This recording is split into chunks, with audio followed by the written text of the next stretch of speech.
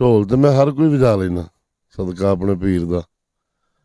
ਤੇ ਬਾਕੀ ਉਹ ਇੱਕ ਢੋਲ ਐਸਾ ਹੈ ਕਿ ਜਿਹੜਾ मैं बजाना वो मेरा फेवरेट है। बिस्मिल्लाहिर्रहमानिर्रहीम। सॉफ्ट टॉक टीवी के साथ राहील मावी आपकी खिदमत में हाजिर हूँ। आज हम मौजूद हैं एक ऐसे ढोल मास्टर के पास जिनका नाम नासिर हुसैन ढोल मास्टर है, और ये बहुत मशहूर ढोल मास्टर हैं। इनके बहुत ज़्यादा शागिर्द हैं। ये जब ढोल बजाते हैं तो आगे गोरे या गोरियाँ भी नाचने पर मजबूर हो जाती हैं। और ये तकरीबन 8 से 10 ममालिक का सफ़र भी कर चुके हैं, और कनाडा, अमेरिका समेत मुतअद्दिद ममालिक में जाके ये ढोल बजा के अपनी धाक भी बिठा चुके हैं। और इसके अलावा वहाँ पे बहुत सारे गोरे और गोरियों को ढोल बजाना भी सिखा चुके हैं।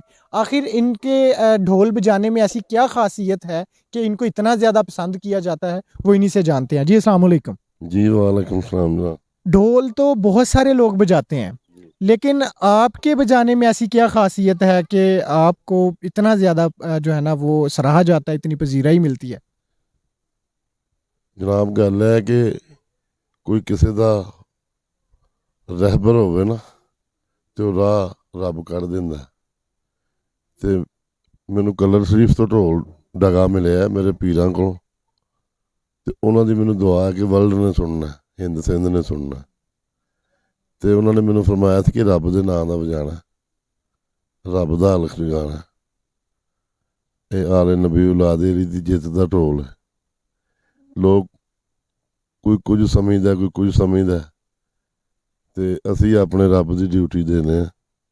ते कलरां वाले दा जद वास्ती रवे, मुश्किल कुशा दा झंडा झूले अरसां फरसंद। मैं नपाड़ आदमी हाँ, अंगूठा छाप हाँ। मेरे ऐसे प्रोग्राम भी टीवियां च होए ने, इस्लामाबाद ओवरलोड बैंड ना मैं 14 साल रहा, ते अपनी सरकार दे अंबर ना मैं रहा।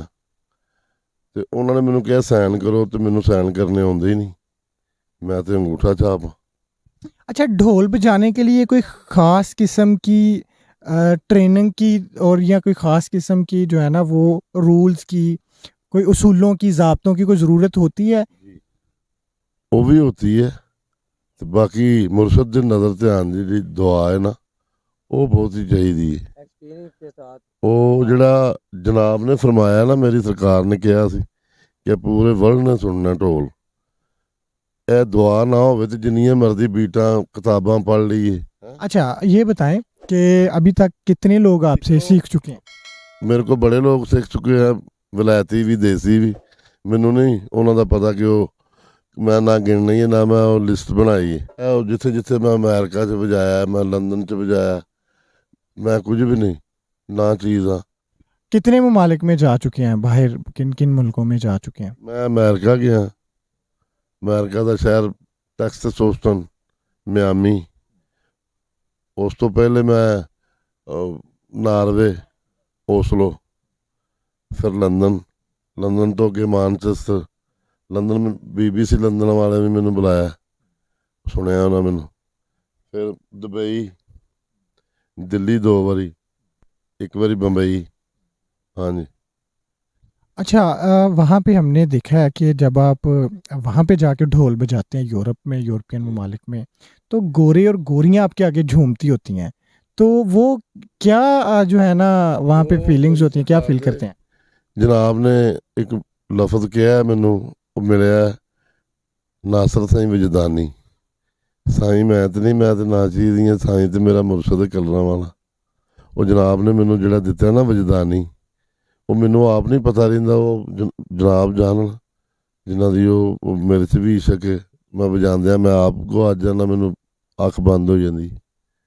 ते इशक अंदर वजे ना ढोल इश्क वाला, ते बाहर तां मज़ा आउंदा। अच्छा, कितने पैसे लेते हैं एक प्रोग्राम के? प्रोग्राम के 50,000 रुपया।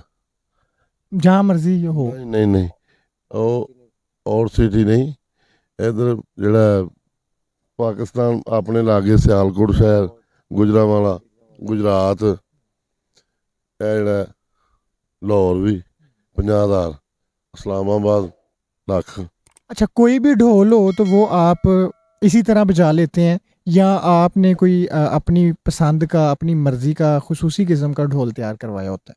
ढोल तो मैं हर कोई बजा लेना ਸਦਕਾ ਆਪਣੇ ਪੀਰ ਦਾ। ਤੇ ਬਾਕੀ ਉਹ ਇੱਕ ਢੋਲ ਐਸਾ ਹੈ ਕਿ ਜਿਹੜਾ ਮੈਂ ਵਜਾਨਾ, ਉਹ ਮੇਰਾ ਫੇਵਰੇਟ ਹੈ। ਮੇਰੀ ਸਰਕਾਰ ਹੱਥ ਰੱਖਦੇ ਨੇ ਉਹਦੇ 'ਤੇ। चलें, बहुत शुक्रिया।